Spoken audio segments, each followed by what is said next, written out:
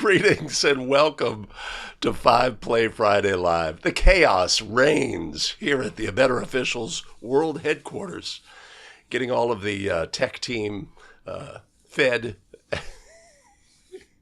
so that we can have a great show today. Greetings. It's Greg Austin with a Better Official. We craft video to help basketball officials get better. Thanks for joining us on the live stream as we look at plays, something we love to do. Glad to see everybody here.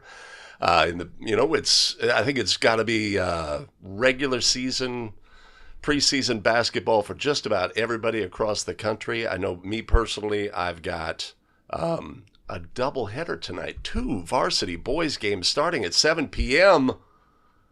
I'll be up past my bedtime. So it'll be a long day for me since it's 7:08 now, and I'll be done at the school at about 10. Ay.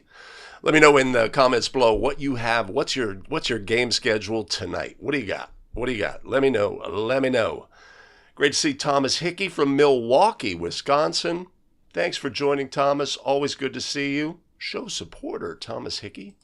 Dr. Phil is in the house from Kentucky. That's the bourbon. Yeah. One thing about this show and doing the live stream, it's really improved my geographical knowledge. Or it's exposed how weak my geographical knowledge is. One of those. Oy. Yeah, here we go. I think we're doing good. Adam C. starts the Michigan contingent. I'm sure it will be strong, as it always is. Greg Becker from Ohio. Hey, Billy Mack is in the house. We can get some old school references. Oh, I missed you, Billy, when we had our Macmillan and wife reference. Wait. Oh, yeah, that looks good. The other day. Love the old school. Chris Janish in the house. Chris, I got a couple of your plays. One of the issues I have with your plays is when it's a national broadcast clip, it affects whether I can show it on YouTube. So I saved those for the bonus plays. Probably won't make the final episode. Just a thing. Your collegiate games, the clip's much more accessible. Leitner's in the house. Good to see you. Les O'Connor. Papa Les. Chicagoland has made an appearance. I've had a couple of good games.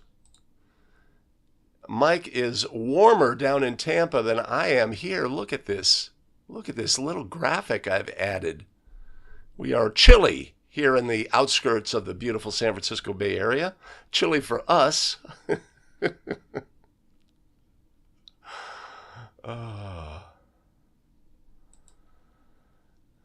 48 for a high. That's not bad. As long as it's sunny.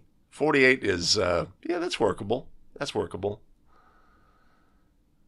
Mike Goodwin, bringing it in from Alaska.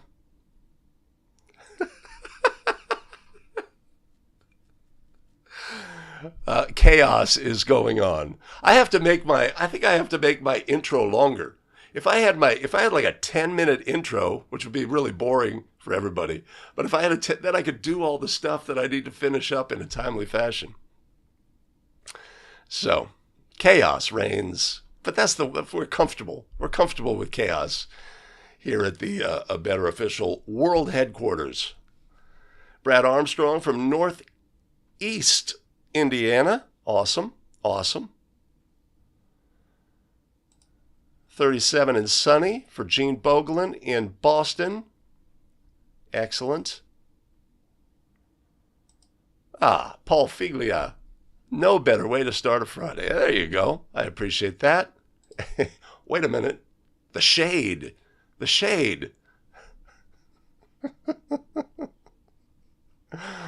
Oh, great to see everybody. Brad Armstrong has freshman boys tonight. The Zooch is super excited. There's our first super excited of the episode. Adam C. evaluating game video now.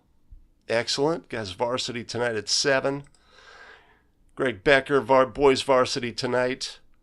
Ay, ay, ay. Thomas Hickey, 3 middle school tonight, 4 tomorrow. That's a heavy load. College game tonight. Hope the knee is doing well. Yes, the Zooch is in the house. Our officiating.com members are here in the house tonight. Yes, yes. Rock Hudson and Susan say, whatever. Crystal's in the house. Good to see you. Awesome. Where are you from, Crystal? Looks sunny, wherever it is. Andy from Allendale, Michigan. Freshman JV doubleheader tonight. Excellent. Good to see you, Lance. Yeah. Oh, there we go. Crystal's in Illinois. Excellent. All right. Stan Bickler, I got a couple of Stan Bickler plays on the show today. A combo, a package deal. Excellent.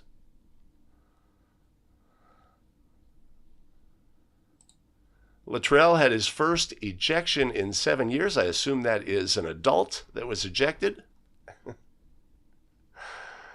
And Chicago, the Illinois contingent is coordinating. Mark Asmussen in the house. Excellent. Doubleheader. I assume that means JV and sophomore. Okay, awesome. All right. So my tech team has given me a plan of action here. Let's see if I can execute. That's always the question. We have a game plan. We pregame.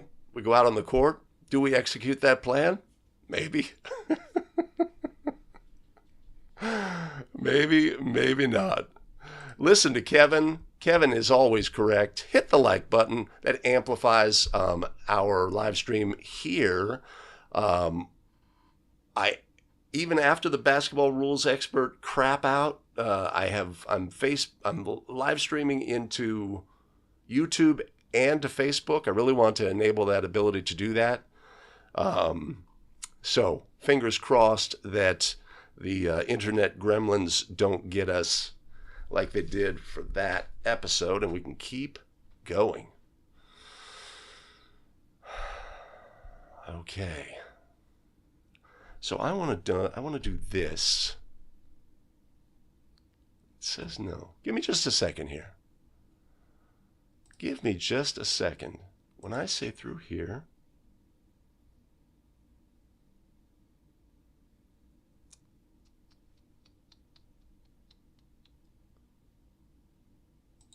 oh well.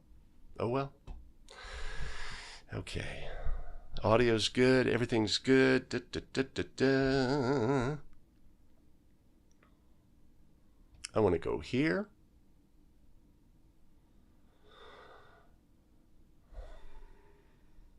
Hold on.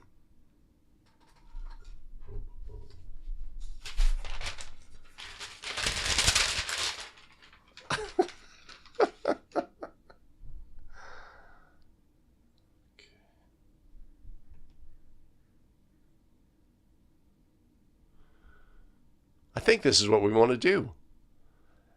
All right, it's a beautiful Friday. We're looking at plays. Let's go. Stick around.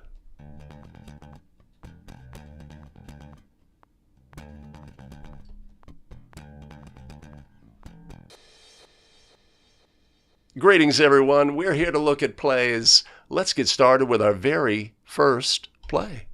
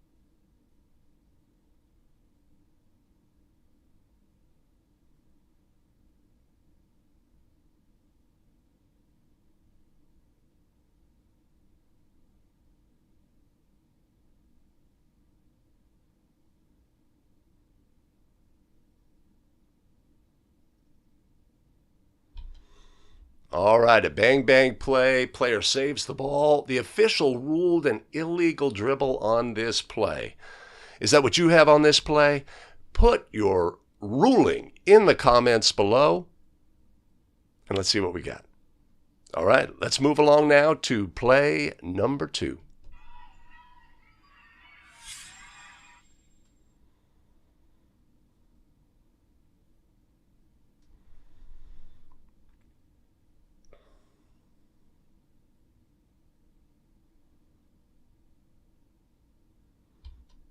All right, a funky Euro step play. That's got to be something, huh, ref?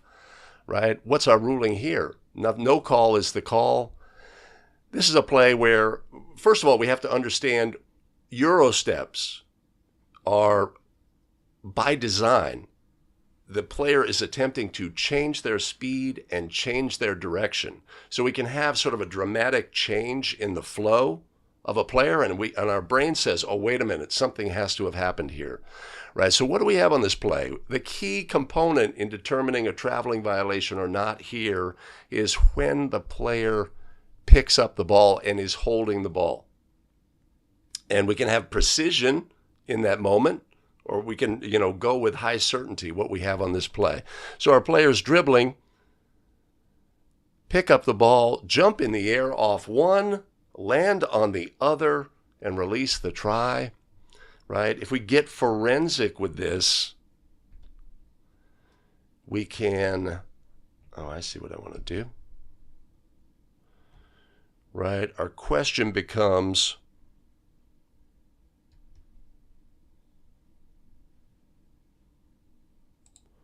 when the player is holding the ball.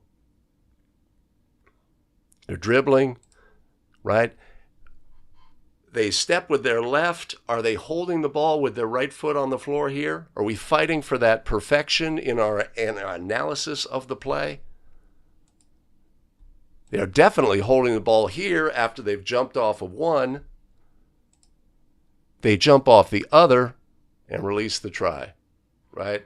Is this an obvious traveling violation? Are we going to fight for that moment, that instant when the player may have been holding the ball with that right foot on the floor right here? Or is this just a strangely timed play and a legal play by rule? No whistle. I think we have no call correct here on this play. Cool.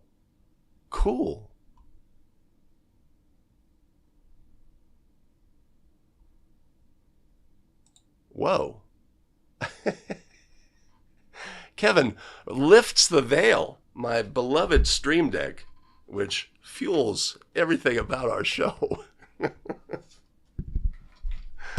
Ay. Love the Stream Deck. What would you do without it after you learn a bunch of keyboard shortcuts? Okay. No, we're not doing Twitch. No. Yeah, Tony, we are rocking it. We are doing all of the things. That's actually something I created. Long story. The tech team was not involved. I created that one. All right, what do we have on this funky Euro step play? We'll go back to play number 1 for the live streamers. We'll go back later. That's sort of a teaser for the finished product on YouTube. Yeah. Mike Connor says the funky step. Yes, indeed. Especially because the player really pogos off of that left foot. Very unusual or very unique timing.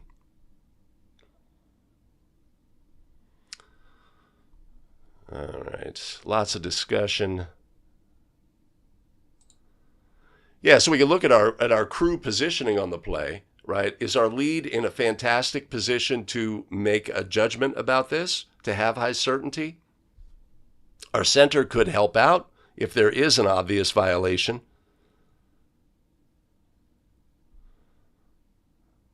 I don't know if the coach is, I don't know who he's yelling at here. His player scored. Oh, wait, maybe there was a late whistle by the trail on this, and that's what the coach is reacting to. Yeah, that would be a tough one coming from the trail. And one of the things we'll talk about today is, the correct official making the correct call, being in the right position, etc. Right? You've got two officials in the front court to evaluate this play. Lead's not in a strong position. Center is in a fantastic position. And from the reaction of the coach, I'm assuming what we have here is a late traveling call by the trail. Jacob says, no way that's a travel. Greg, I think you're right. Tony Donald point. Well, I think we got some people in that middle section. Yeah.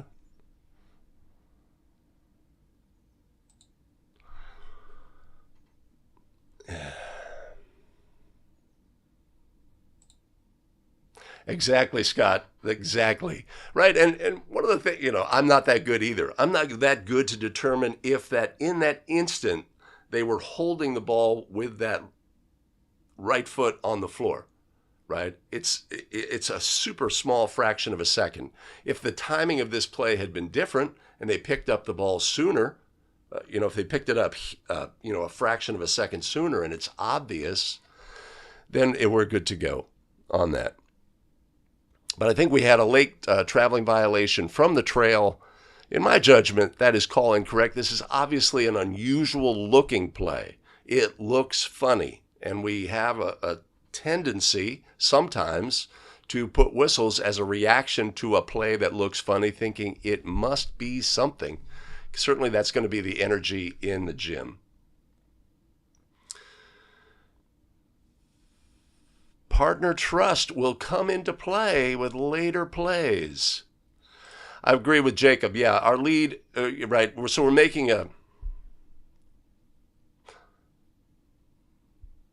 So our lead makes a decision, I'm going to try to beat this play to the end line. At this point, maybe that's not the best decision. If they pull up, they're going to have a better look at the play.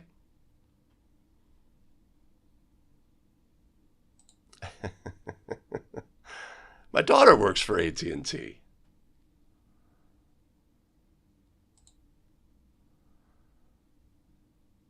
Lance is going with the travel after the replay. Yeah, so if we do that, Lance, we're going to have to say, okay, this player. Oh, man. That is. No, yeah. Yep. I'm not going to fight for that. I just can't. I can't personally fight for that. Anyway, we play that.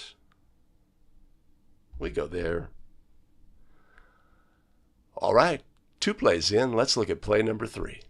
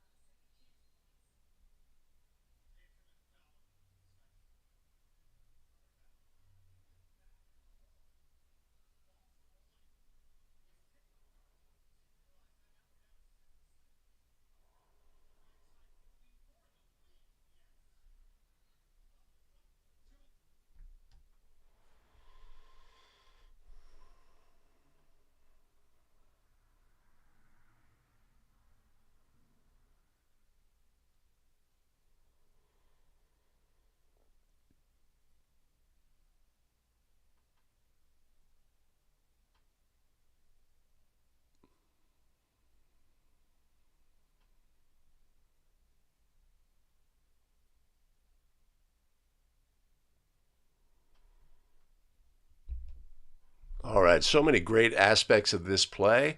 It's a throw-in play. Obviously, the game scenario is super competitive game.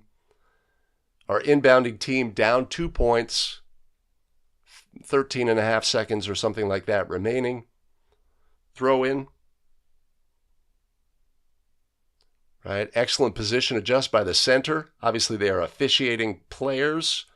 And we have some funky action. The ball is deflected from the front court into the back court. Our trail official gives a tip signal, right? Not necessarily appropriate, but they're in great position and anticipating the action here. Rules it legal. Team comes up. This is a collegiate game. 3-point a try. Ball goes in. Clock stops, right? In under 59-9 in the final period in NCAA women's, the clock stops. And our officials recognize that it did stop properly. Is this a legal play? Right? We know, of course, that during a throw-in, we have team control by rule, but that is only for the purpose of administering fouls. If there was a foul by the throwing team in this situation, it would be a team control foul by rule. But in order to have a backcourt violation, we must first establish player control, thus establishing team control on the court. And do we have that on this play? The player never is holding or dribbling the basketball on this throw-in. Let's take a look. Deflected off her leg, right? Rolls in the back court.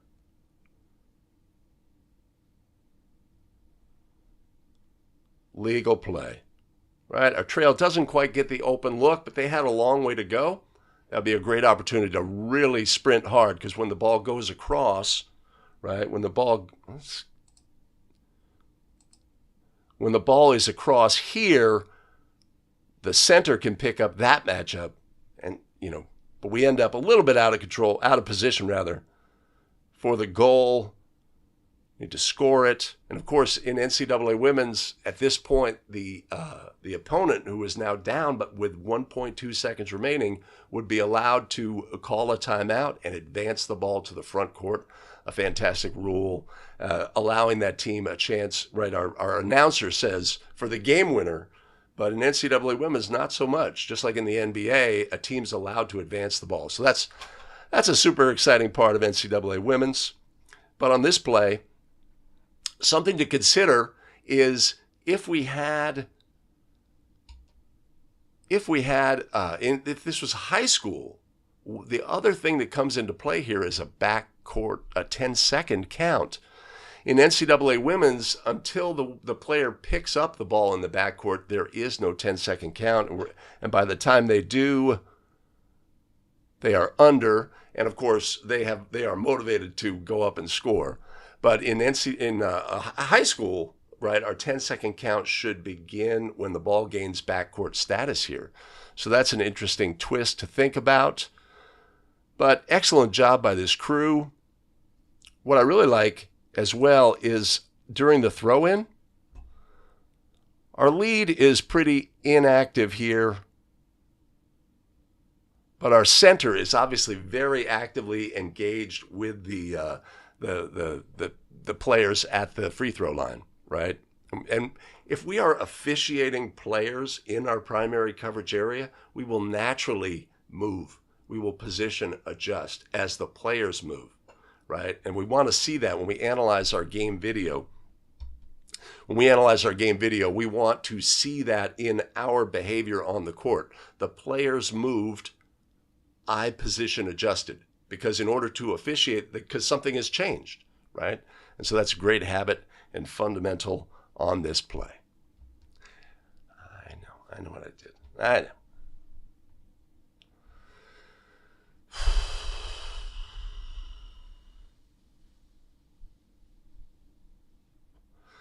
All right. Let's go. Let's go here. No, here. Let's go. Okay. Legal play. Excellent, Luttrell. No team control on the court, in the front court, indeed. But that's a funky play, right? And this is one of those situations where something we didn't anticipate occurs. And it's sort of the moment where our training comes into play. And we always, our first reaction always has to be, wait for something to say, that is illegal, and I know that is illegal. not, oh, that's something unusual or what have you. Even if we did come up with a backcourt ruling in this situation, it would be fixable. So it's not the end of the world. The team would still have the opportunity to attempt that 3-point try or 2-point try. We wouldn't have taken that away. We could fix that. If our trail in this situation has a brain fart and they come up with a backcourt ruling, we could certainly go as a crew and say, I have information. We had no team control on the court. We cannot have a backcourt violation by rule. And I certainly would hope that every crew in that situation would fix the obvious mistake in the ruling. Legal play. This is pretty straightforward. It's just unusual. Thomas says legal. Excellent. Excellent.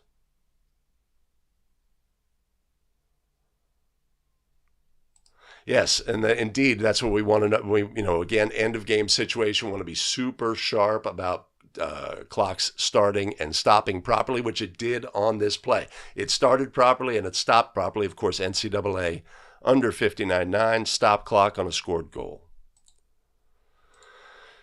It's the best. It's the best rule because this game is not over. That team, the throw-in team, is going to most likely have the opportunity to score a goal or at least get a try for goal off with 1.2. They advance it to the 28-foot line.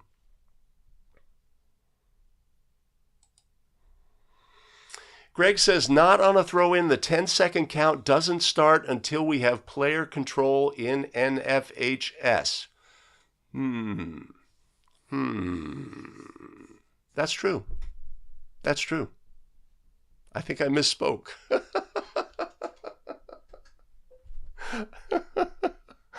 Brain fart.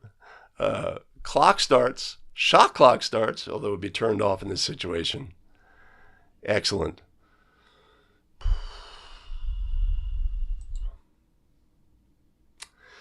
Yeah. You are right. Everybody's right. I am wrong. I misspoke. First time for everything. There goes the perfect show. Wait a minute. Oh, come on, man. I don't have my sad trombone. Tech team. Jesus Christ. Okay. Thank you, everybody. Thank you for fixing my obvious mistake. We will fix that in post for sure.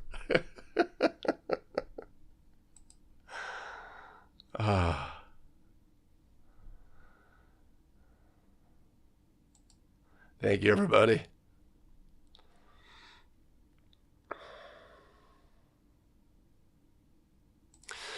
Yeah, so that's Dave, that's a good question here is should our trail have a visible count when it is under 10 seconds, right? When the shot clock is off, we would want to have a visible count. I would probably throw up a visible count just because in case there's any sort of timing error in this critical situation, I want to have some definitive knowledge. Like if our clock had stopped for some reason or started early, had failed to start, etc. I want to add that definitive knowledge element into the game. And it's pretty close to 10 seconds when the ball is collected here. No, it's after, right? So we're under 10 seconds in that situation. The trail probably does not know that, given, the fact that they are officiating those players right in front of them.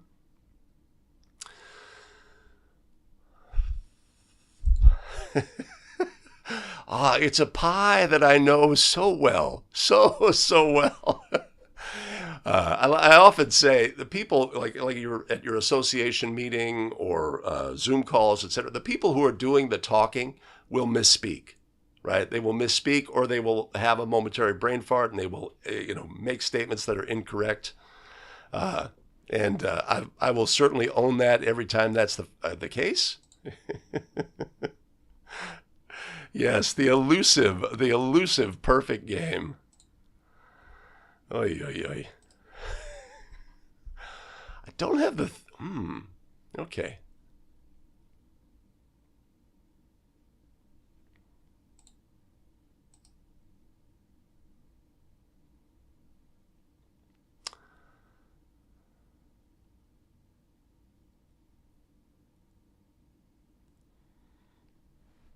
All right. I'm going there. And I know I remember I wanted to create that little guide so I know which play we're on, because I have to choose the right play animation. So that's 3 plays in. All right, now we've got a couple of great plays, sort of a combo pack. Let's look at play number 4.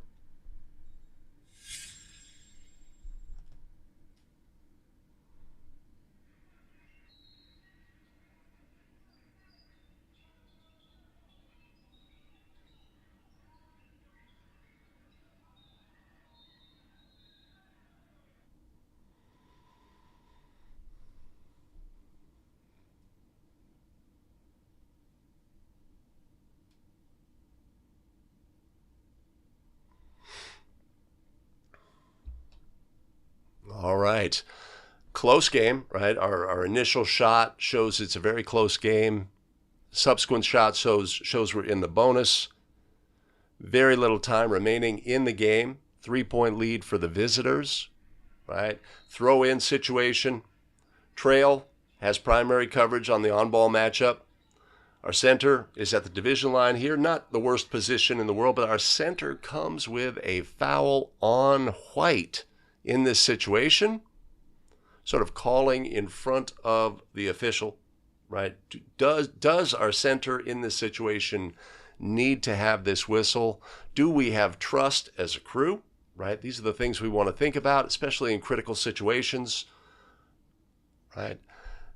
We have to entrust that our trail official on this play has the angle that they need. We see the position adjustment to get onto the court to get a better look at this play, which is a great adjustment. Right here. Got the count. This has to belong to the trail. Unless we had something non-basketball related or what have you. Especially the cadence of this whistle coming from the center, a primary cadence. Not what you want on this play.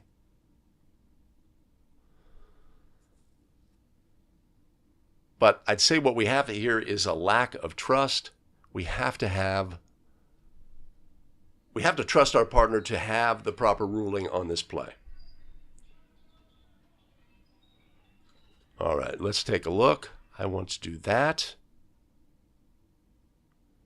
Take a look at the play itself. Right? Is this illegal contact by white? Is this illegal contact by red? Right? That should be the judgment of the trail in this situation. You could make a case either way. I see a white defender moving forward. I see an obvious foul by white. Right? But does it rise to the level of having an impact on the player that was involved, the offensive player, to the level that we have to come out of our primary to put a whistle on the play? Right? White is obviously fighting for this to be a player control foul as well.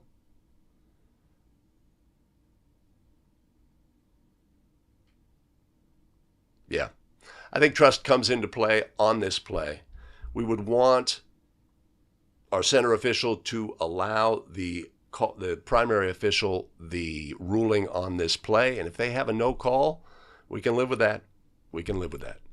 All right. Let's do this. Let's do this. What do you have on this play?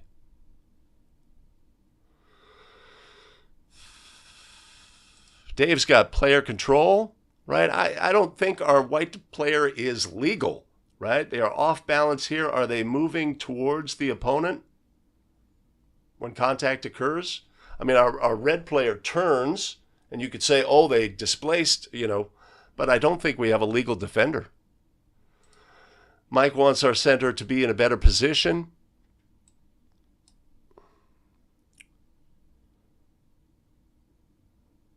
Yeah, I think maybe parallel with the N in North Hills or the red volleyball line.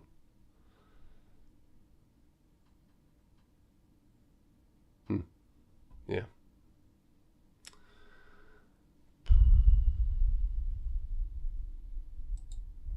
Kevin's got the C ball watching. Yes, I believe they did have an excellent look.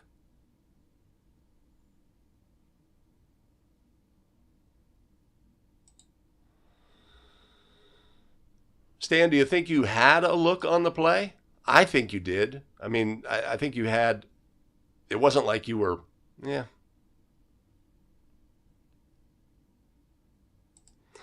I agree, Tony. I agree. I think the liability here is on our defender.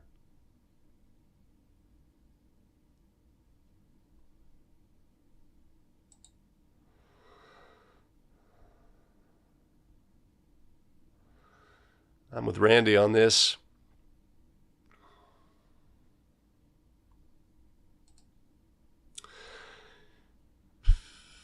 Yeah, it's a foul. It's a foul. I think it's a foul on White. Does right? So the illegal contact, does it affect our ball handler? Right? A little bit. Right? It is a 10-second backcourt count situation. Maybe that slight delay it leads to a violation, etc. Billy's thinking player control.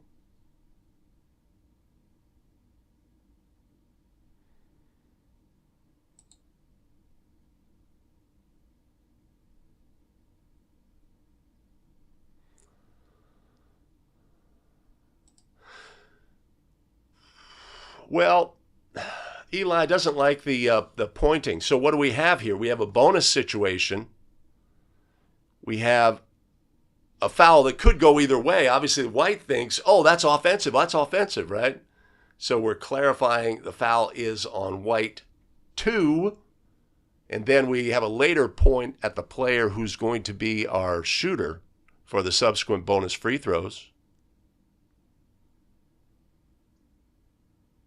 You're my shooter, right?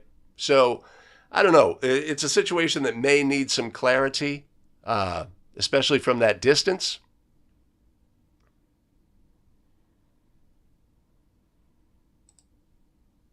The old...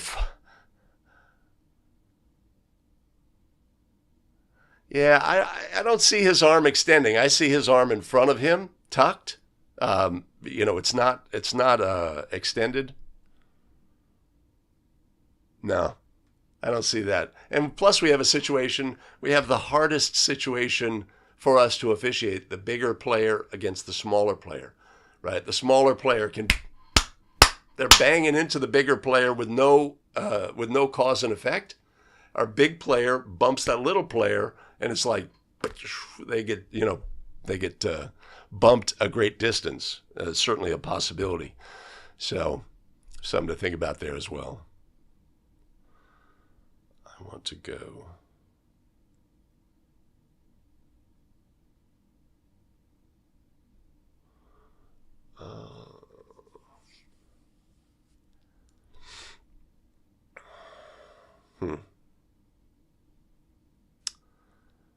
I want to go here.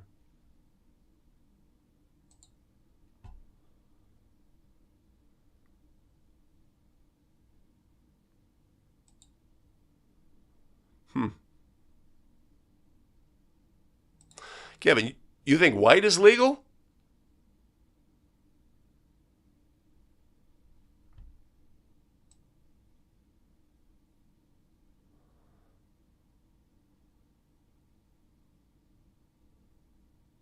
He puts his hands on red, extends his hands forward. Well, that's why we get paid the big bucks.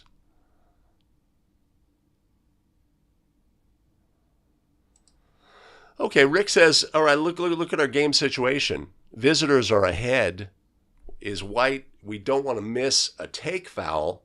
I don't know that we have a take foul here, but that's certainly something we want to be aware of as well. And so maybe our center official is saying, hey, they are looking to foul in this situation. If they, let's get the first foul, the obvious foul, so they don't have to foul again.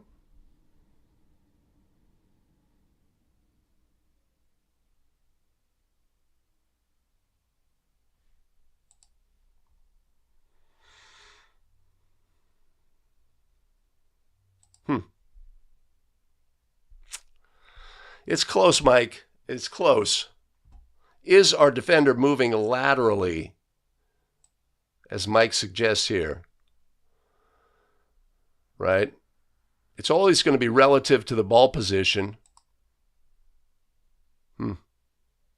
He does extend. It's a good play. It's a good play. It's a judgment play. We wish our trail had a better angle on the play, but our center comes and says, that's a foul on White. We're going with that.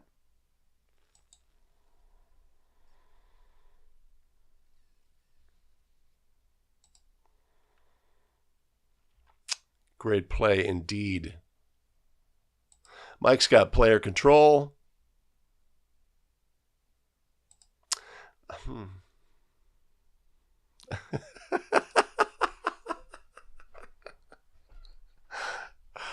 McMillan drops the bomb. Billy Mack's going to show a little more hustle.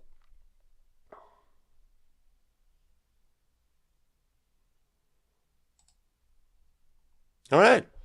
All right. Great discussion on that play. But I'm going to do something here, if you will. I may go back on that one. Hold on a second. I want to go here. All right, a great play scenario, but do allow me a moment to thank our tremendous show supporters. Mark Skolnick, RJ Wilson, Mark Harvey, Philip Go, and Adam Zappel. Much appreciated and much love. Where's my thing? Where's my thing? Huh. Much appreciated and much love. You want to support the show? I will do it. I will put a link in the show notes below, and you know, of course, I'm going to do it. I'm going to put one up above. Got to fit that in. I'm supposed to do that. I'm not following my show flow laid out by my elite tech team. That's on me. Again, not a perfect broadcast. Adam Zappel, huge throw show supporter. Right, so it's also, also, Dave, it's a situation that we have to think about. Is Red is up by 3. We do not want to miss anything on Red. We don't want to miss obvious fouls or obvious violations, right, in this situation. So, if we have a 50-50 call here, right, could go either way. Maybe that affects our judgment about what kind of whistle we're going to put on this play. Something to think about in end-of-game situations.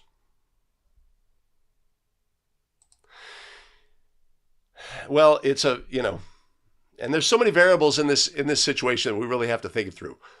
End of game, Red ahead by 3. White, what are they looking to do? Allow Red to let the clock expire? What is their strategy? What are they trying to do? Maybe we have to anticipate. Maybe they are going to play hard defense in the backcourt, look for a steal if they can, try to get a 10-second call, get the ball back. If the ball gets into the front court, maybe then they consider fouling. Obviously, in California, we use a shot clock. And so the team will definitely, White will definitely get the ball back. They may choose to, we're just going to play defense, right, and prevent them from scoring. In the absence of a shot clock, like most of the country, we need to think about, well, we don't want, Red is going to try to expire the clock. White must do something. What may they do, etc.? Obviously, with Red with a 3-point lead, we don't want to miss anything obvious by Red, a violation or a foul. So we have all of these elements thrown into the court, and our crew needs to, handle all of those, process things, and get plays right. So a great discussion play, and we cannot extract the fact that this is an end-of-game situation. And recognizing the situation it is. As I was presenting this, as I was preparing this video, let's do this. It's like I was thinking about the fact that this image right? This image here, what does this evoke, right? As for basketball officials, this should, we have the fourth period. We are under a minute. The visitors are ahead by 3. This is an end of game situation. We're immediately thinking, what are the possible strategies that may be employed? Right, and that's our job. What are we obviously at this point, we want to be high communication about what the team control, what the team foul situation is, how many timeouts remaining. We want to have all of that knowledge as we go into this situation. We don't want to miss a foul by white. If they are looking to foul, let's get the first foul. Let's not make them come back with something that's more excessive, right? Let's not miss anything obvious by red. Right, we're thinking all these things through, and we could do it just from the single image. The single image should evoke that immediately for basketball officials, right? This is the moment where we have to have all of our ducks in a row so that we can adjudicate the situation properly. All right, with that, let's move to another play from the same game. Let's take a look at play number 5.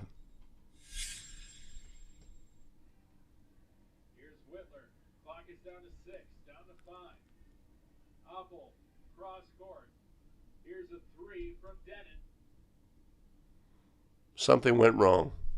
Hold on.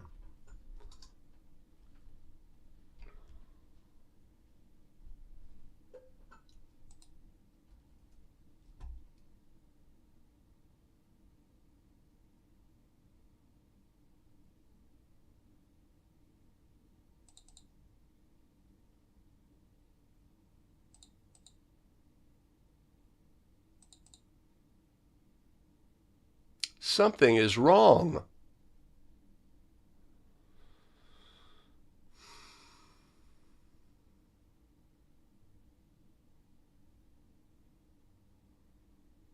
Crap. That's not the right play.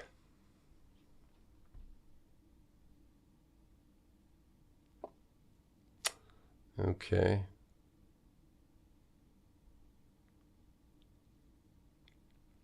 All right, I'm going to audible here, go here, and go here.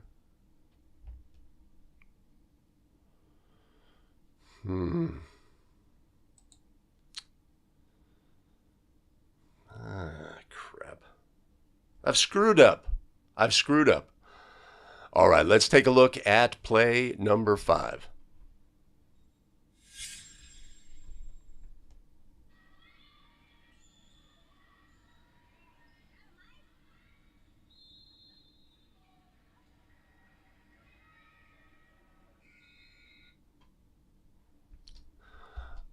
All right, with many states moving to utilizing a shot clock and more to come in the future, just a quick play to emphasize the fact that we have to have awareness as a crew when there has been a change in possession, as that's going to affect the shot clock. So in this play, nothing much going on the play, but we have a situation where the ball has gotten loose.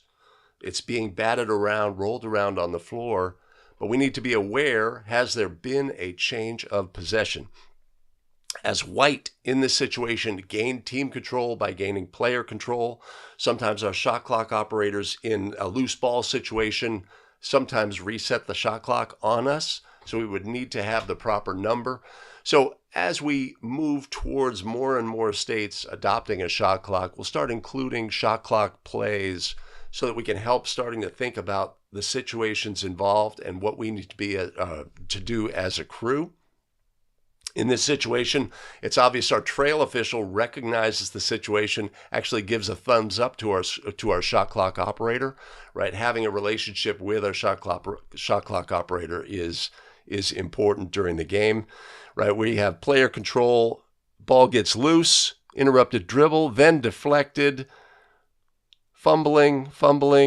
If there was a foul by blue in this instance, it would be a team control foul by rule since there's been no change in team control.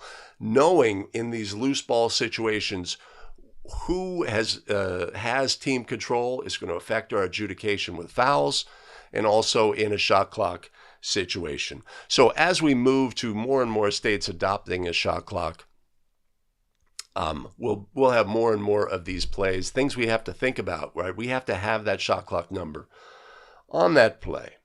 All right. That's messy. Kamala, you are right. The kibble is not happening for this group today. It is just simply not happening. Sound effects? Hey, so how am I doing with, I've got a solution for having the video on the play. I think I've been okay with that. On the original play, video, sound effects, or sound of the video on, and then subsequently off. Ay.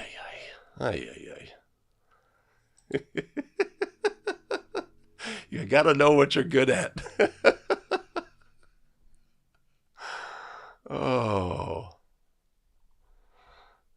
Hey, Al, you're joining us. I screw things up a lot.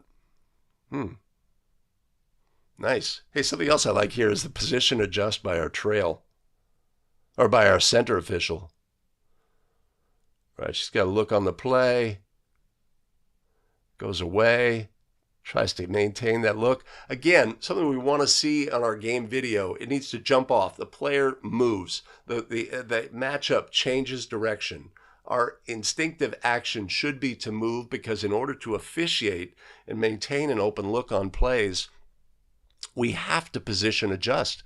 And if we see that in our game video, then we know we're on the right path. Now, sometimes we're going to make a decision. All right, they moved left, so I stepped down, but then these other players came in front across my view.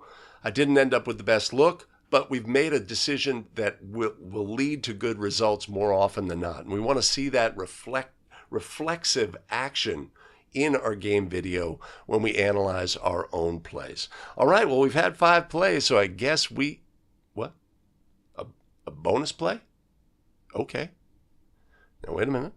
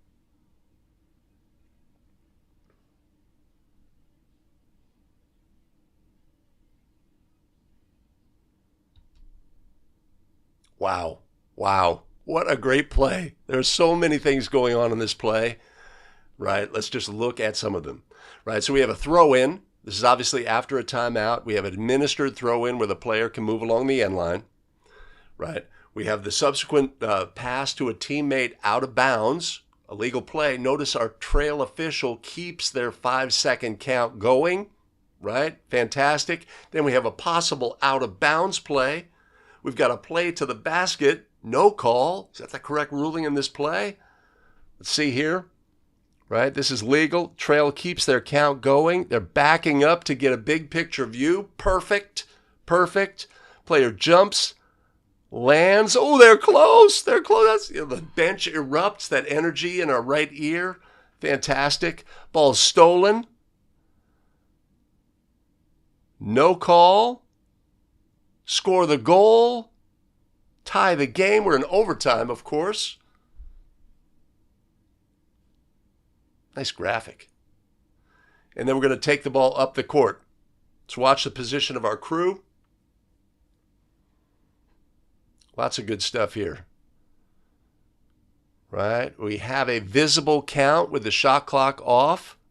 Perfect, right? Note the ball comes into the center's primary. Who is officiating this action when it does, right? Center accepts the ball as a high C here. Trail knows they should look off ball. Perfect, perfect. High post.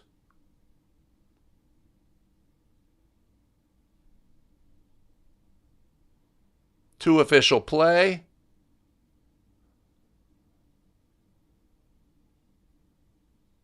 I think we have two officials looking at our shooter. Of course, you could say that is the game right there. Possible foot in the landing area. Rebounding action. What do we have here on the rebounding action? Let me get this over here.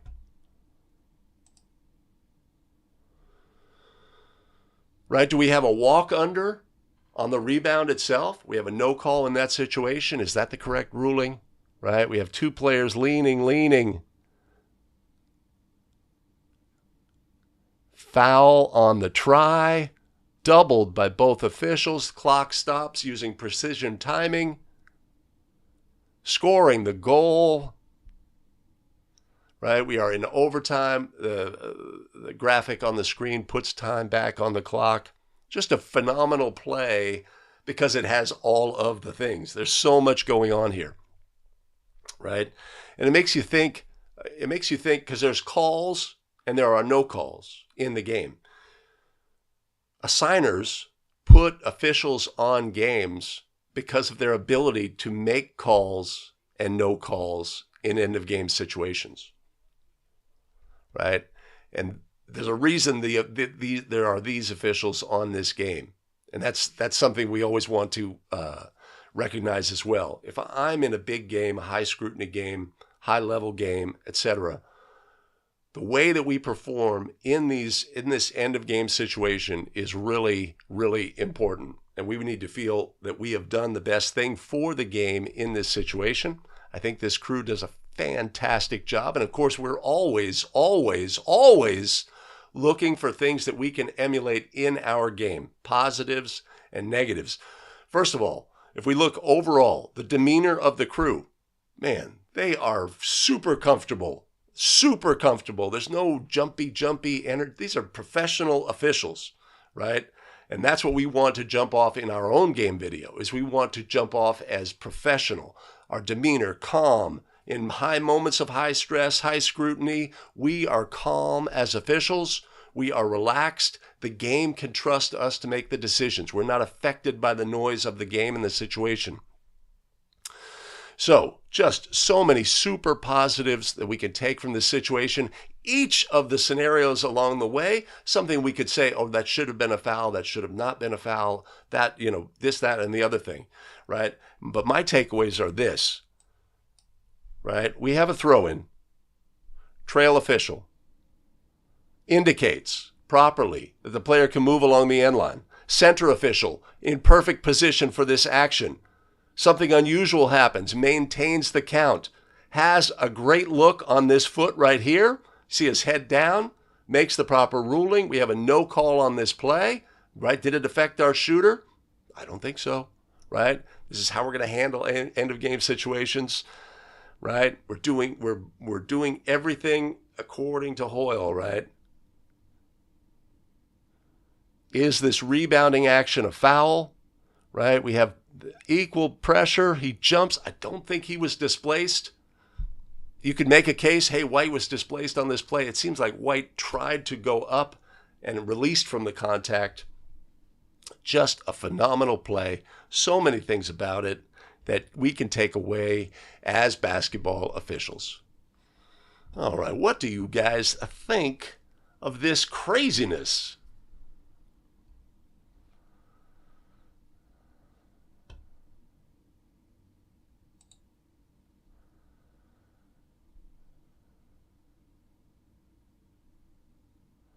Yeah, well, yeah. Great point, Chris. So Chris says, our defender on this after the steal, if the ball does not go in, then do we put a whistle on this play? Right, we got this scrum action off ball. right? This is not an offensive foul, that we know, right? White is firming up, moves their torso forward, has no effect on the shot. Would we have the courage to come late with a whistle on that play? Excellent. Excellent. All right, let me catch up here. Yes.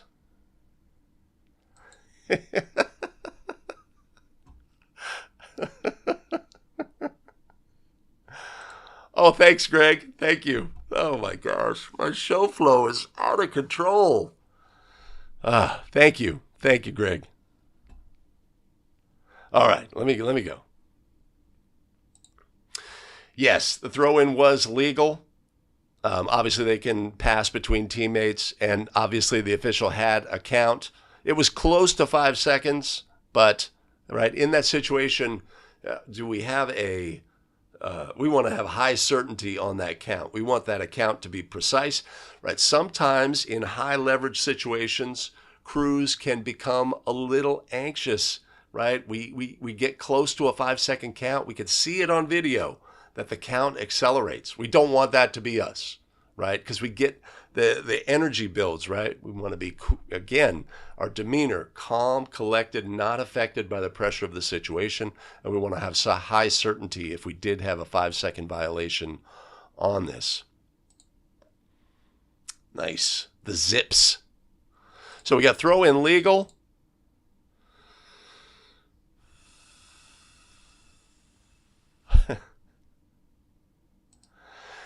Kevin says he was in the circle anyway. Would the restricted area apply on this play?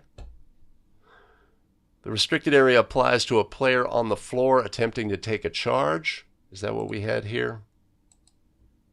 Or do we have an airborne defender? Where is it? Where is it? Yeah, I don't think that the restricted area would apply there.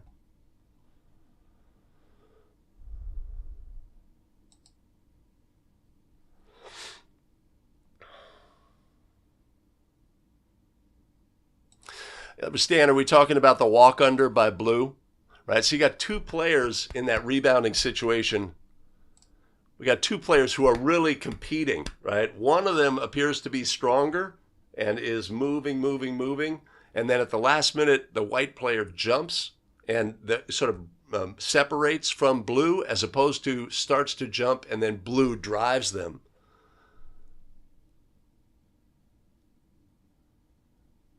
Yeah. You could make a case, oh, that's a walk under, right? Or you could make, yeah.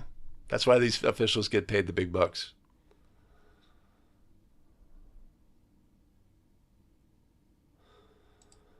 Andrews got that rebounding foul, I believe, yes?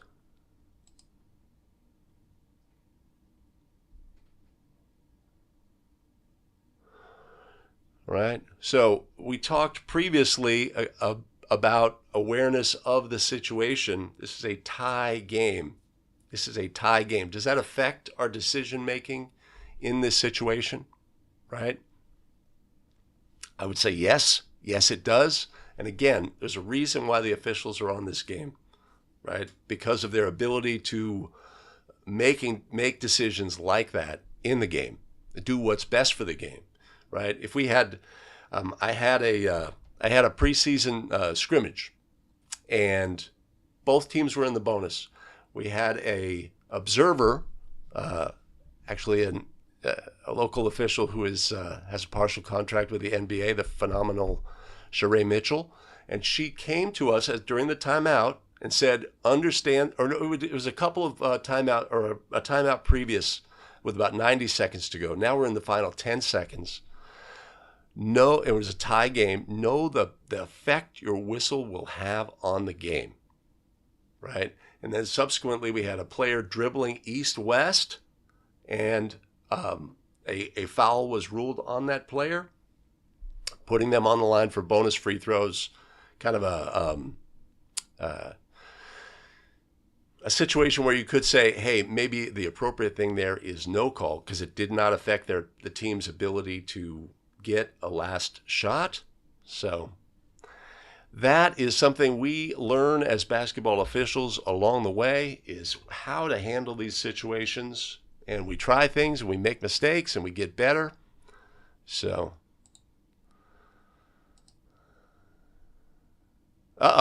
is this partner contact here in the chat? or maybe post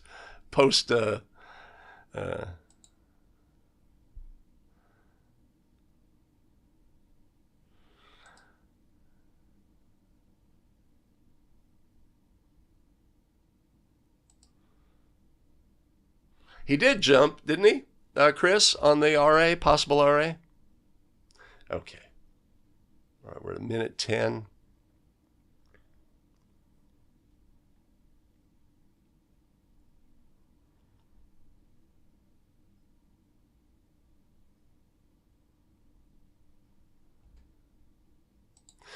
The call was a shooting foul.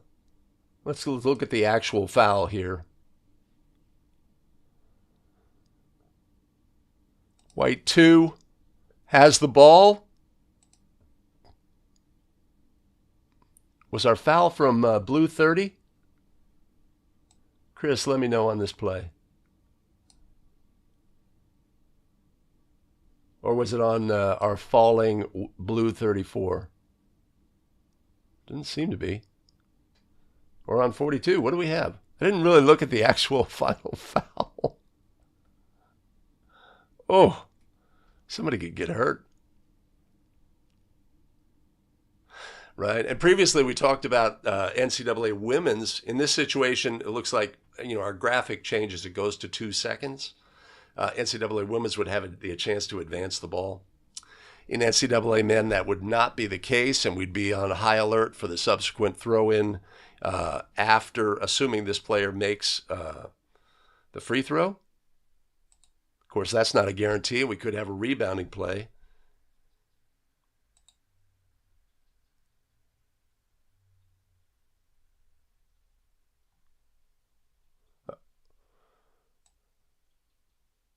We could have a 1-point lead. We could have a 2-point lead. We could still have a tie score. So, got you. So even a primary defender in this situation, well, let me see. If it was NCAA women's, there would be no restricted area because the ball, I believe, was caught within the lower defensive box.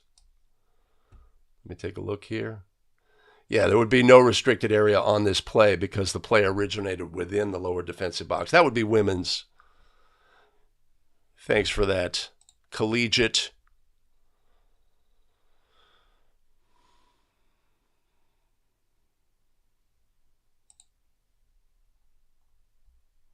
Excellent.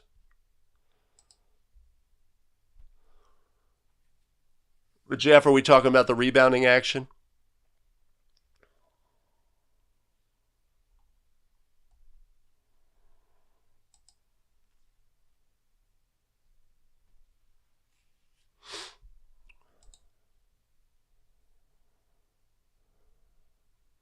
Excellent. Shooting foul on the rebound is the ruling.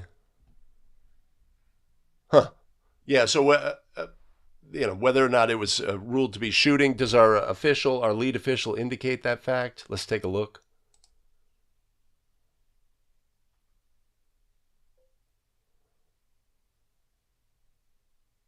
Two.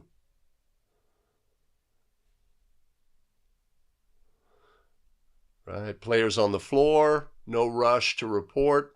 We had eye contact between the two calling officials. Billy, don't do that. Don't do that.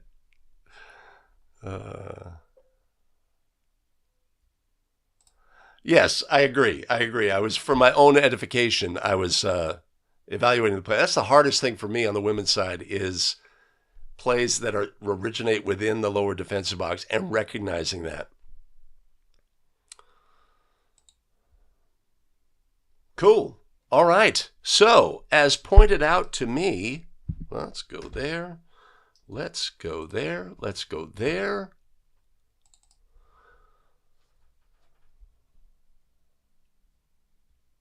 All right, previously we had play number 1, ruled an illegal dribble. Let's take a look again at play number 1.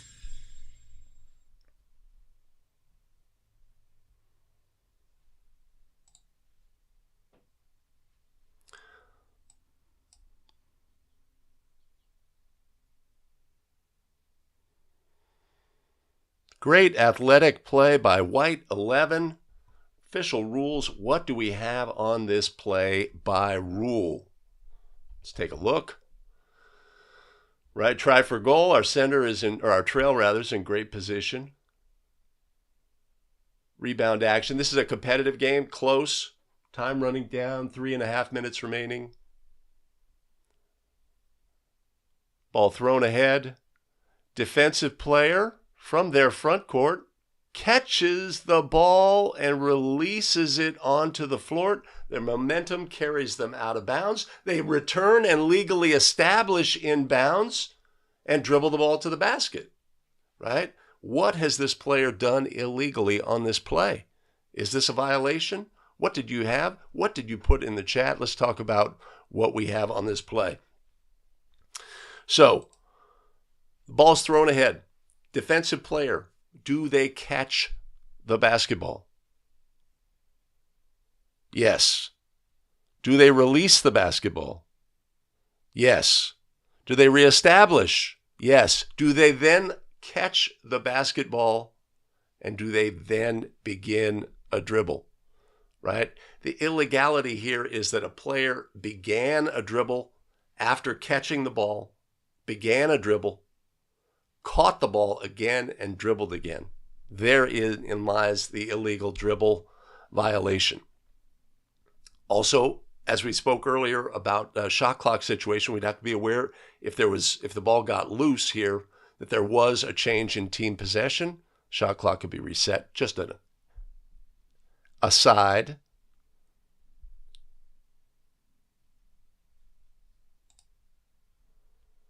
Super athletic play. Catch, release,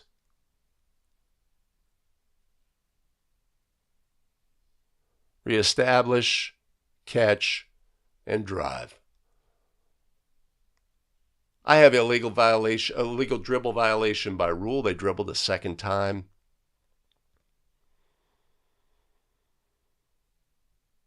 If our player had simply returned to the court and continued by batting the ball to the floor, we'd have a legal play. But in this situation, we have a call correct by rule, a high processing play, right? We don't see this play every day, right? There are a number of things. Did they catch the ball? Did their momentum carry them out of bounds? Did they save the ball legally, right? All of these things come into play. Great clip. Thanks, Stephen Lee, for contributing that clip. If you want to submit a clip, there'll be a link in the show notes below. All right, what do you guys have on this? Do you agree with me that this is an illegal dribble violation by rule? Yeah, I love that action of stepping back on the court.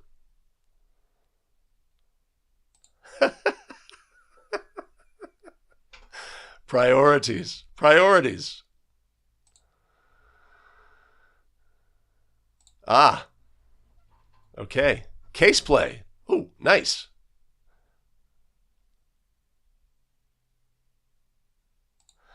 Yeah.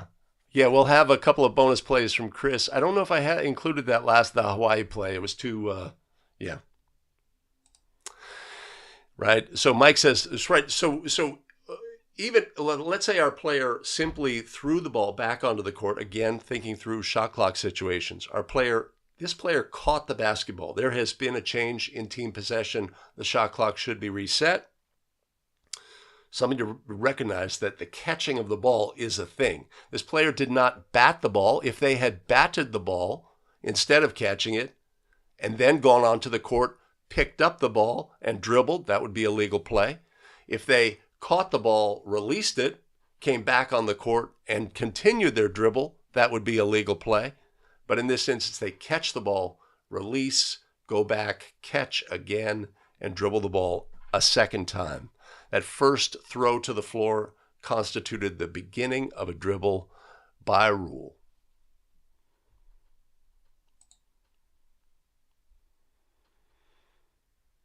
Yeah, exactly, Les. I think that is the correct. Greg says, can't, right? And we want high certainty. Did she actually catch the basketball on this play as a defensive player? I think, yes, she did. Yes, she did.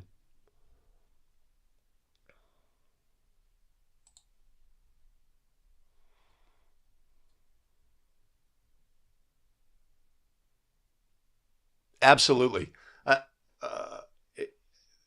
Yeah, I have control. Absolutely. Agreed. Agreed. Agreed on the shot clock. Bad.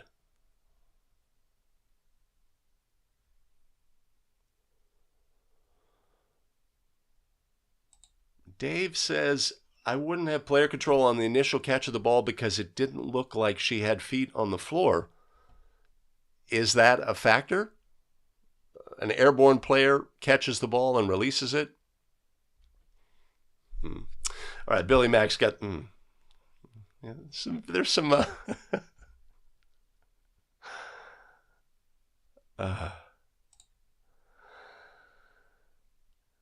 A1 jumps from inbounds to retrieve an errant pass near a boundary line. A1 catches the ball while in the air and tosses it back on the court. Would we say that that's what happened on this play? Yes, our player caught the ball and tossed it back on the court. A is the first to touch the ball after returning inbounds. B returns inbounds and immediately dribbles the ball. Or C or C picks up the ball after returning to the court and then begins a dribble. Wow, we do have a case play in evidence here. This is like the exact language. Crystal, absolutely, she can be the first to touch. All that she has to do is establish herself back onto the court. The way that we do that is have something inbounds and nothing out of bounds. If she simply jumped and didn't reestablish, then it would be an out of bounds violation. But the question would then arise, well, wait a minute, didn't she begin a dribble? She's a dribbler who went...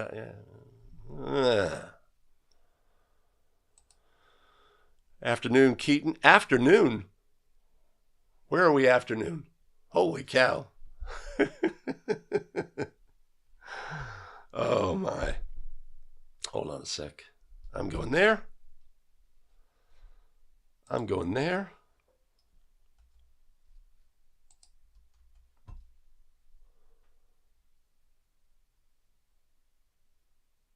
Okay. All right, for live stream viewers, let's take a look at another bonus play.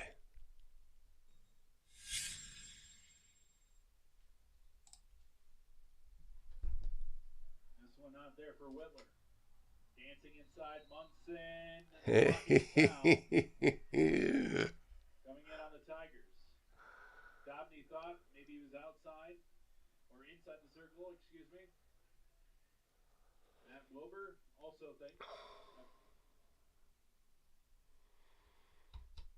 All right, transition play, collegiate game, restricted area in effect. What do we have here? Oh. Possible reach in, secondary defender, double whistle, lead goes quick. Our center seems to be signaling with their body language what they may have had on this play, but no preliminary signal from the outside official, a tremendous habit that we want to build into our game, right? We know that leads go quick. It's human nature. They will go, right? There's very little fist up, hold for a moment. I'm calling this foul right away. I'm not going to spend time recognizing double whistles on the play. Our outside officials have to have discipline in the way that they show what they have on a play like this. it's pretty clear, and of course coaches will always pick up on it, it's pretty clear that our center official had something else. That's what I would say. Seems clear.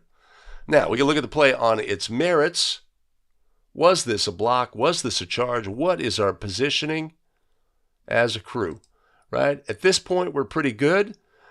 As lead official here, you've got to immediately begin to pick up the defenders who will cause you trouble, right? And officiate those defenders. Big mistake in this situation. We've got a ball handler unencumbered in the middle of the floor, right? We'd want our center to have a look at that reach. Did he rake him on the arm there? Right? As lead, I want to get down and officiate these other defenders. Who's responsible for the middle of the floor here? The center would be. Got to trust our system. Let it work. Right? Could we be in a better position here? Yes. This player's moving at a high rate of speed, though, and we've got two defenders on the play. Possible reach in by White here, and a secondary defender who's clearly outside the restricted area on this play, clearly.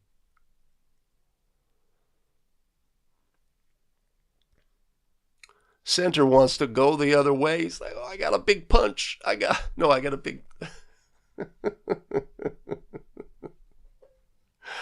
Oh, that's a great clip. It's a great clip just to explore crew discipline, what we could take away. But we're gonna make calls that are incorrect in the game. We just have to recognize that fact. It's not a crime. We want to get plays right. We want to adjudicate plays correctly. Sometimes, for whatever reason, we get calls wrong. That is a fact of life.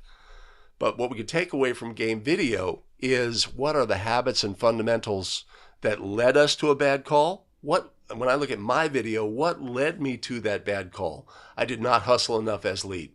I had a stacked look and didn't position adjust. I was watching something I shouldn't have been watching. I needed to watch what was important on the play. Right? All of these things contribute to our call accuracy.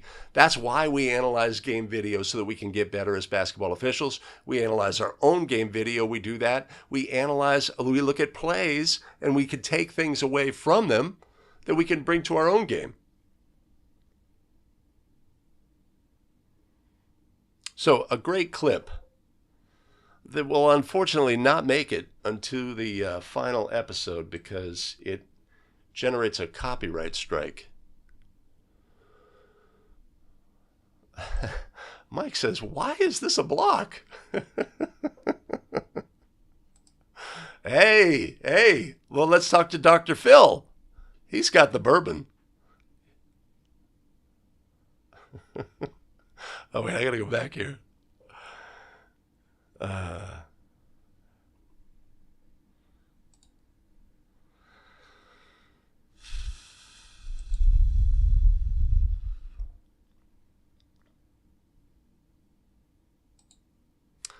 I can guess.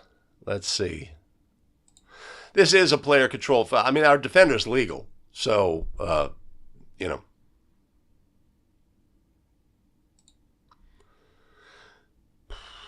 Yeah, we could go fight them, or we could show early, right? So if our center official showed early and came out with a player control foul at the same timing as our lead, indicating a block, then we'd have a Blarge situation, and we'd have to do all the things. We'll have to remember, did the ball go in the basket? Which, from watching this play, I could not tell you. Let's take a look. It did not, right? So if we did have a Blarge, it would be double foul, no team control, because of the try, point of interruption, which would be possession arrow throw in, I think. Yeah.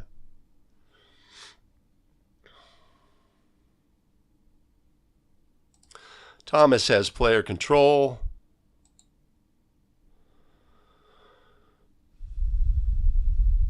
And clearly not in the RA. Not that the calling official does not indicate that this is an RA block, meaning it's a block on the merits. Right. NCAA men, yeah, not punching. Boo, boo, boo.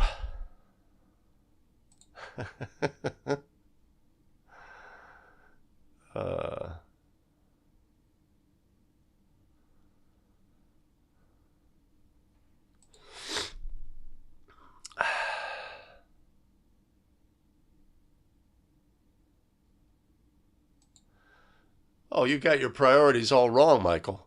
Your work, meetings? Come on. You got to ditch that. Thanks, Thomas. We've figured it out. Chris says we all have players we want back, and we definitely want them. I mean, we just have to accept that fact, right? We are going to make incorrect calls in our game for whatever reason, right? We just have a brain fart, or we think something, our brains are working against us if they will try to fill in the blanks. If we have any gaps in our awareness about a play, our brain's going to say, well, I'll fill the gap in for you. I'll tell you what happened, even though you didn't see what happened, or you really don't know what happened. Your brain will fill in the blanks, etc. We're going to make mistakes. We just own them, right? You should see my my Hall of Shame playlist.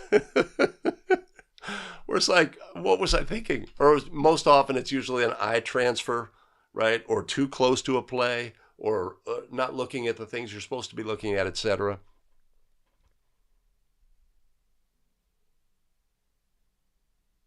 Yeah.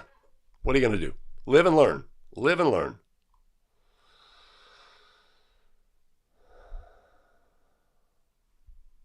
Yeah. So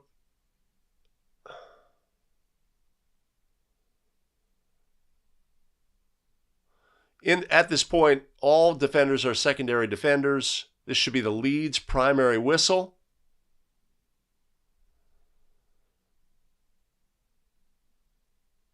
Ooh, oh man, center wanted to go. He says, I got this. Let me go. Let me go. Yeah, is the guy. You've got to be, especially when you analyze your game video. You just have to be honest. Did I get this play right? Am I like, well, but maybe he did this or that? No, right? Just, that's the way that we get better as basketball officials. And then once we recognize I made the wrong call, why did I make the wrong call? Not in position. Could I have hustled more? Was I distracted by the reach in on this play by the defender, and I gave up my perception of the secondary defender? Was I thinking time and score? Was I distracted by that? I just had a conversation with the coach. He was yelling at me in the front court, and I was in the back court, and I was engaged with what he was saying, and maybe it distracted me, took me out of my game, etc. All of these things can be elements. That's something I'll find as well. Is the coach is saying something, maybe we're engaging them during live ball play out of the side of our mouth, etc., and then a play happens. Am I at my best in that situation? No, I'm not. All right. Appreciate that.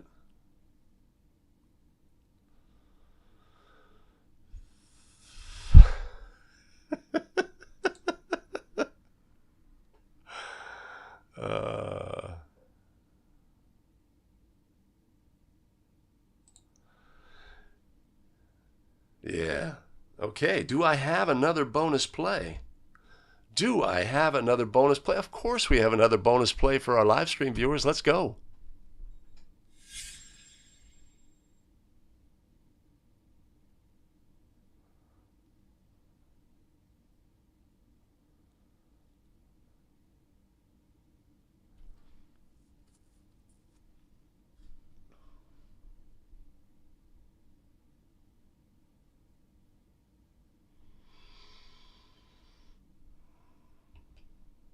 Block charge play.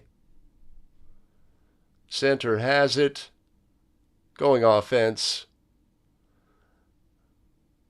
Our player does not agree with that call, right? Moving aggressively towards the calling official. What do we have on this play?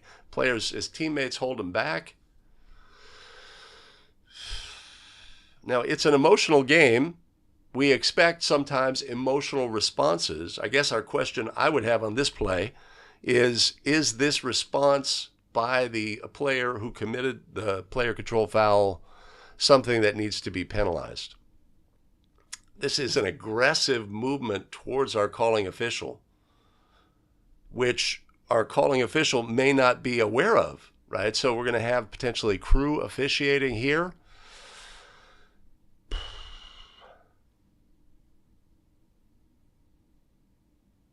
Got a double by the lead.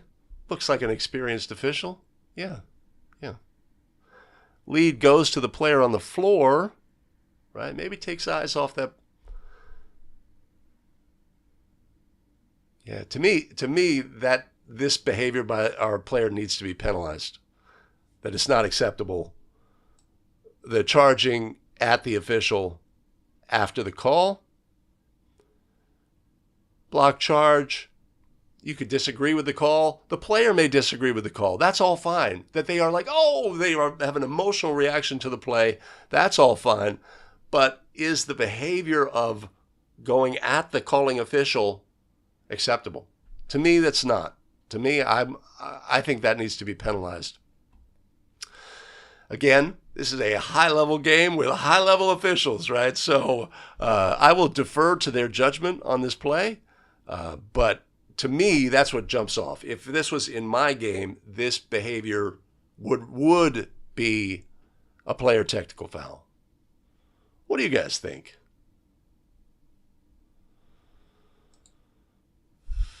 Yes, it is a good job by the teammates to control him. Does that, ameliorate the fact that they had the aggressive movement?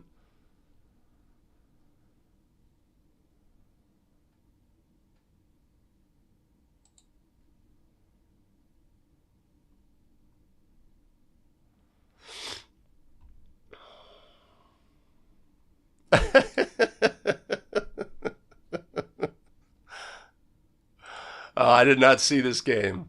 Chris Janish sent this clip. Dave has flagrant one. Is a player technical a flagrant one in NCAA men's?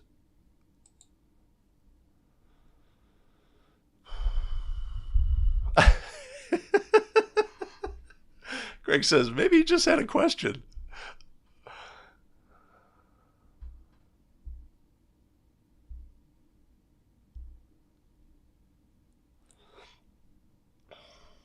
Hold on 1 second.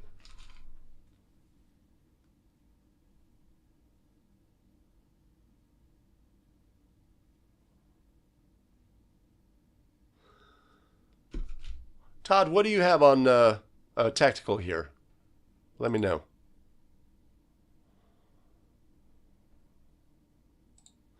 Mike has technical, especially in high school.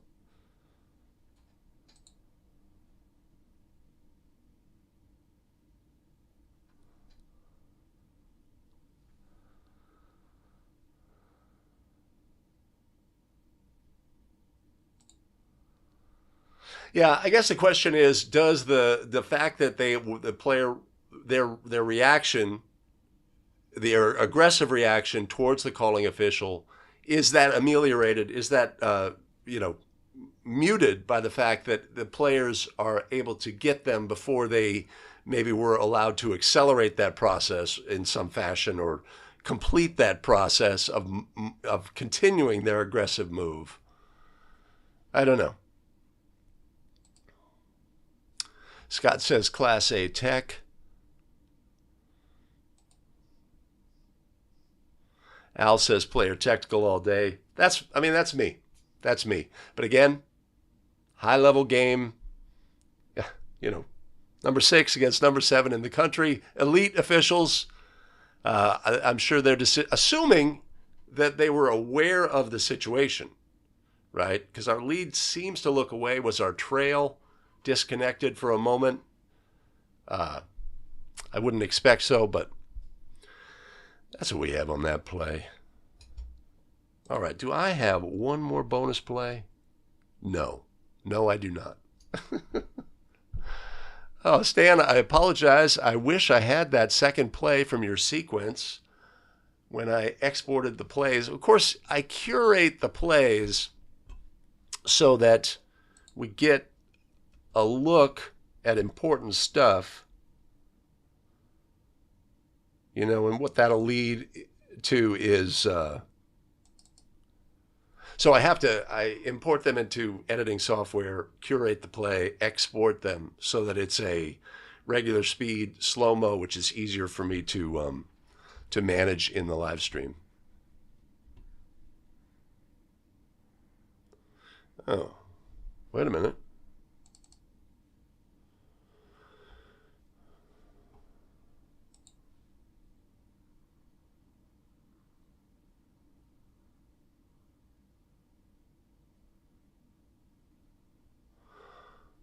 Why does the player in white have to walk this? Yeah. So let's look at all of the things here after the foul.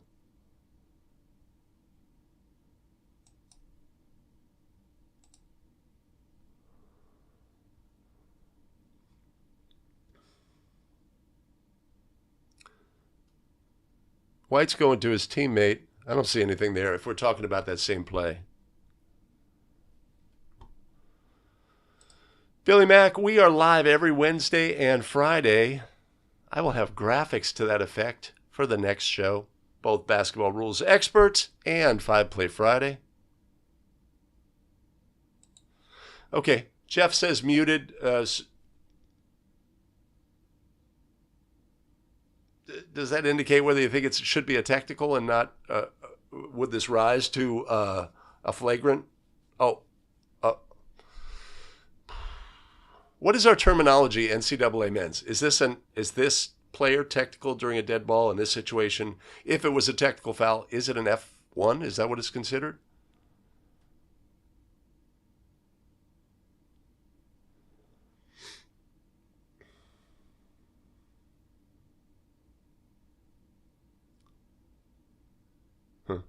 Interesting. All right, there you have it. I am going to let everybody get on with their day. How have we done time-wise? Probably too long. What are we looking at here? Where's my time? I don't know. All right, I'm going to let everybody go. I'm going to do some work. This is such a mess today. Such a mess. Maybe I'll do Stan's play. Anyway, okay. All right. Thanks, everybody. Billy Mack, awesome. Thanks, Laker fan. Oh, didn't you get a win last night? Oh. Such a topsy-turvy season. We'll see what shakes out with the trade deadline and all of the things. Dead ball player technical. Thanks, Les. I appreciate that. Appreciate you, Chris, sending all the plays. Again, some of them won't make it into the final version because of copyright strike, but they're great discussion plays for us. You know, I just add them in as bonus plays for the live stream. Ah. Bronny. Well, that's going to be a whole other drama is, you know, how long LeBron plays and whether he tries to play with his son and how that all works and what his son is drafted as and will some team draft him in an effort to get LeBron as a free agent? All of the things. And of course, I cannot talk, as Jacob will tell you, I cannot talk too much about my Warriors, although they've righted the ship, are playing better basketball and, you know, have settled. So we'll see what happens from here. All right. Thank you, Andrew. I appreciate that. Well, it's an easy call. We have to call the obvious, Mike. We have to call the obvious. Thanks, Gene. I appreciate you. All right, everybody. I am going to figure out how to get to my end screen and then, yeah, have a great day. Have great games. I got a doubleheader tonight. I'm going to be worn out, coming home late. Get to bed late. Come on, man. But that's what we do. Have a great game. Keep the game safe and fair for all those kids out there. And we'll see you in the next one. Take care.